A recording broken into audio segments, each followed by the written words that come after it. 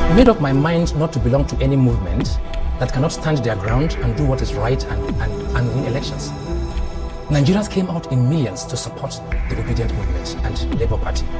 We dashed their hope. We failed them. We couldn't defend the vote.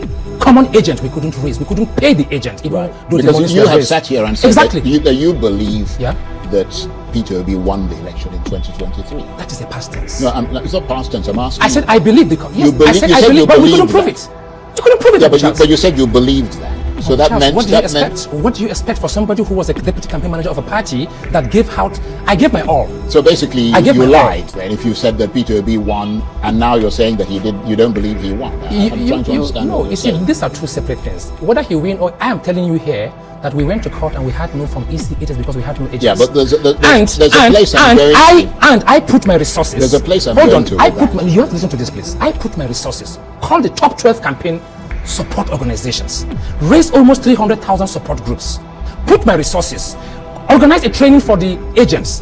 And the party and the campaign council showed no interest. Then election came, there was no agent to give up from EC8As. Then you're telling me now that I should stick to that platform that doesn't believe in structure or doesn't believe in logical way of doing things. I'm not telling you exactly, what to do. Exactly. I mean, it's not my place these to are tell part you of the what major to do. reasons why you've made your decisions. Yeah. Where I'm going with this is simple. You said after the elections, you sat where you're sitting and you said that you believe that Peter Obi won the 2020. And then we went to court. Presidential, let me just make the point, 2023 presidential election.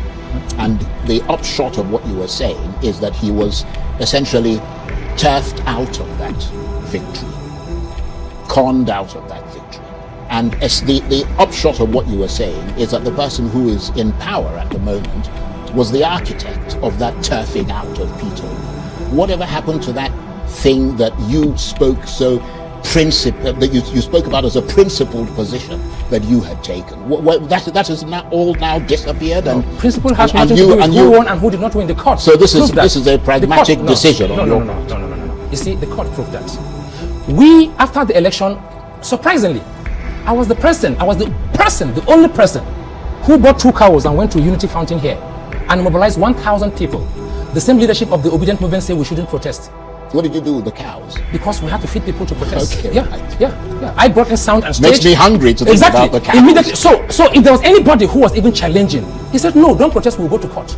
And I obediently followed him. We went to court. You can see pictures and images of how we were in court. So he failed you, basically, because he didn't provide the sort of structure that you needed. If Labour Party had listened to the advice, that you have if done. the Obedient Campaign Council had listened to the advice of late Dr. Doyin Okupe, and what we did as support groups, we would have known if we won or not by proving from EC8As. Uncle Charles, we had no evidence, we had no proof.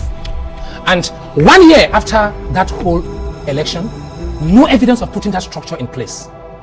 I don't want to go into discussion about what the Obedient is doing and the crisis in the Obedient. Everybody have their own challenges in life, and including in our families.